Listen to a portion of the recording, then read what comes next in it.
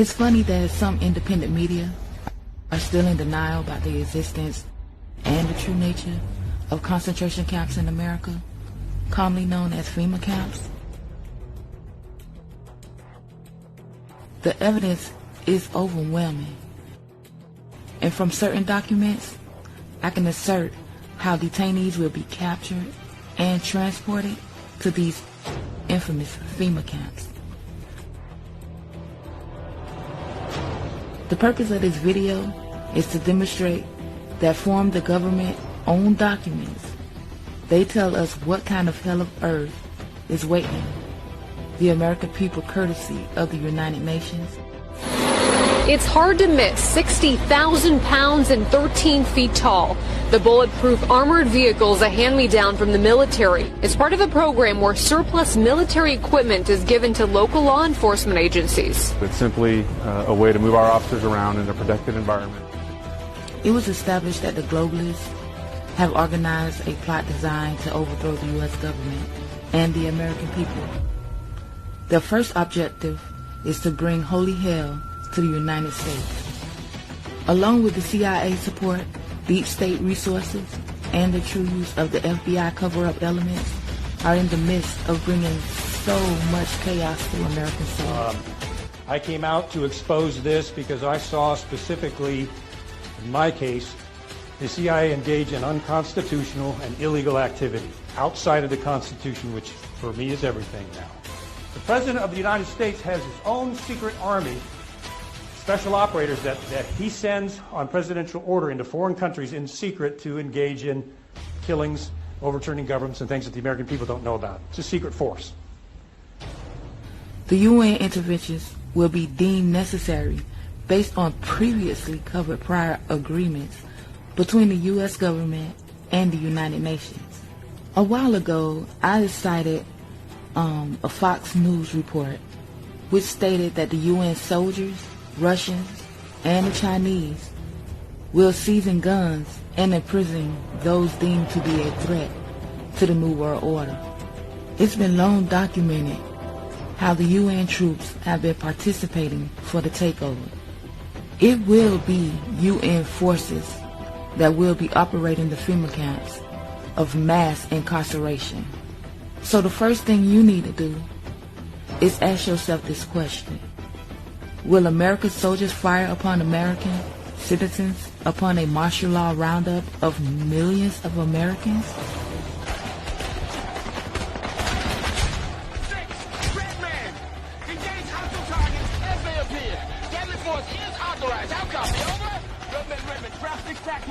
Negative. Be advised that women and children in my line of fire. I got snipers in the buildings at 400 meters. I'll copy, over. What is it about this order you don't understand, Kathleen? Sir, are you ordering me to fire into the crowd? Over. Yes, goddammit! Where's the motherfuckers? 6 out. Unfortunately, the answer to that question is a moot point. It's clear from analyzing data from the Army concentration camp materials that the American soldiers will be used to round up detainees. However, the camps in which people will be deported will ultimately be staffed and run by foreign troops, and these troops will be under UN control.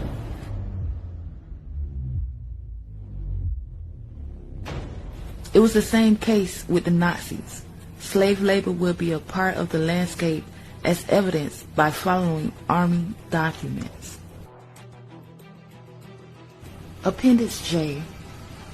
Commanders must organize and manage detainees in such a manner as to permit the proper and ready employment of each detainee. Establish and maintain a current occupational skill record for each detainee, includes new skills as they are acquired. Assigning individual detainees to work detail or job on a regular or permanent basis.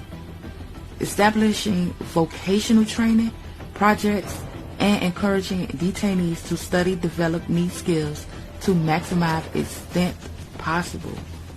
I'm not calling anyone ignorant or uninformed, but this information comes directly from the Army files that were leaked with their original administrative numbers. So don't be in the comment section talking about, oh, you're making this up. Why are you putting this information out there? No, it's not that. These documents come directly from the Army files that were leaked, and you need to wake the fuck up. But anyway, from the perspective of history, concentration camps are notoriously known for being institutions of murder, just straight murder. Based on this notation, I went through so many documents. I'll have a PDF file linked in below, and found only scant reference to the subject of deaths in the concentration camps. Now wait a minute. This document painstakingly describes interrogation processes, food preparation, transportation, and detainees. But they're barely mentioning how they are going to deal with these dead bodies. I wouldn't go to a FEMA camp or get onto a FEMA barge, because when you do, you can disappear, especially from a natural disaster or so-called natural disaster like a hurricane, for example.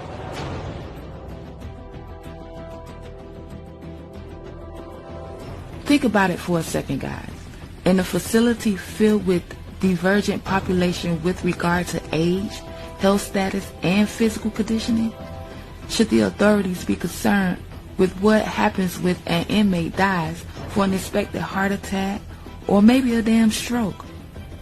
What would they do with these dead bodies? I mean, that is one of my main concerns that I'm worried about. What are they going to do with these dead bodies? So I just sat back and kind of asked myself, if proper preparations are not taken for the proper care and disposal of dead bodies, wouldn't that imperil the health of the fellow inmates, but not to mention the guards and other military personnel?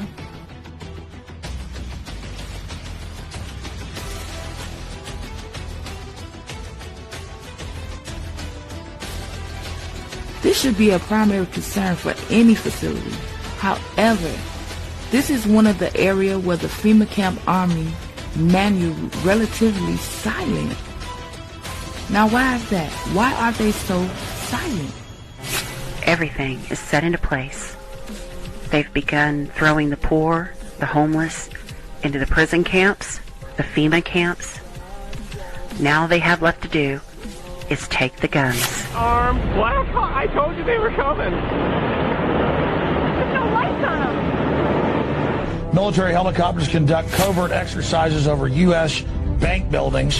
The entire city of Boston is in lockdown. In the suburb of Watertown, police with guns drawn are searching door to door. I mean, we had martial law up there. FBI and all these agents coming in and closing things down, going to people's houses.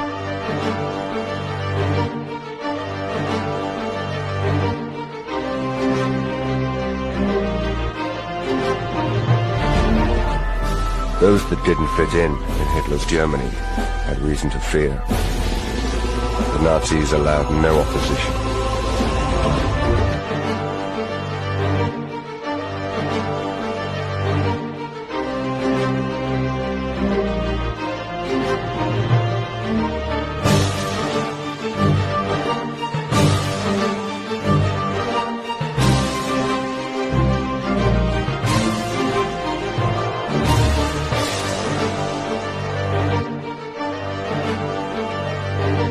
Day, their advantage lies in the speed of their strike. At night, they seem to appear from the darkness. Marines and sailors of the 31st Marine Expeditionary Unit's Maritime Raid Force conduct a series of urban assaults as part of a realistic urban training exercise created by Special Operations Training Group. The exercise uses aggressors, improvised explosive devices, and high-value targets in a simulated community.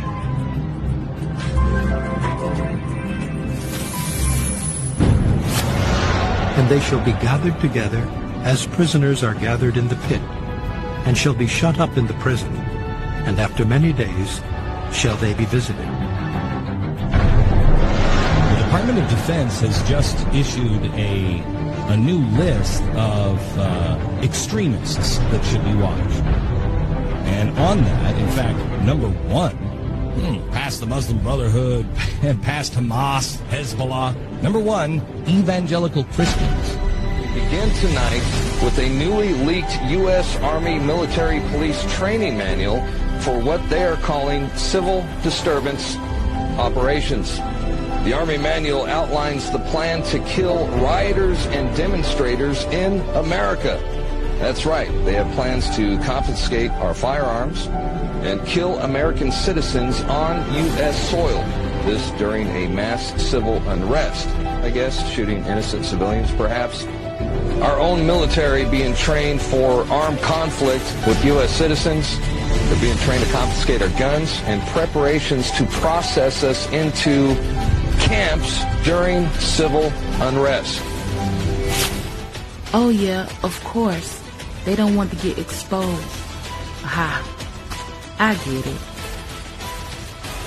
Now, when you go into 569, document when a detainee in the U.S. custody dies, the attending medical officer will immediately furnish the detention facility commander or hospital commander or commander of the unit that exercised custody of the detainee if the death did not occur in the facility. What? I mean, this is ludicrous. This is straight crazy. Then on the document it goes on to say this initial assessment as to whether the detainee's death was or was not the result of the deceased's own misconduct. Wow. What an interesting about 569 is the cause of the death is not categorized in any meaningful manner, except to say that there is a conscious effort to determine if the death of the inmate was due to their own fucking actions. Our government made a series of hasty decisions. Poorly planned, haphazard approach. Too often, we set those principles aside as luxuries that we could no longer afford. Our government made decisions based on fear rather than foresight. The decisions that were made over the last 8 years established an ad hoc legal approach for fighting terrorism that was neither effective nor sustainable. An ad hoc legal approach for fighting terrorism that was neither effective nor sustainable. Ouch. Then, moments later, he announced his own ad hoc legal approach for fighting terrorism. President Obama today proposed something new, something called prolonged detention. Doesn't sound that bad, right? Prolonged detention. Did you ever see the movie Minority Report? It was based on a Philip K. Dick short story. Came out in 2002. It starred Tom Cruise, remember? He played a police officer in something called the Department of Pre-Crime. Pre-crime is where people are arrested and incarcerated to prevent crimes that they have not yet committed. Marks, by mandate of the District of Columbia Pre-Crime Division, I'm placing you under arrest for the future murder of Sarah Marks and Donald Dubin that was take place today, April 22nd, at 0800 hours, 4 minutes. No, I didn't do anything. Sarah! Give the man his hand. You didn't do anything, but you're gonna. Future murder. Creepy, right? Putting somebody in jail not for what they've done, but for what you're very sure they're going to do? There may be a number of people who cannot be prosecuted for past crimes. In some cases because evidence may be tainted, but who nonetheless pose a threat to the security of the United States. We're not prosecuting them for past crimes, but we need to keep them in prison because of our expectation of their future crimes.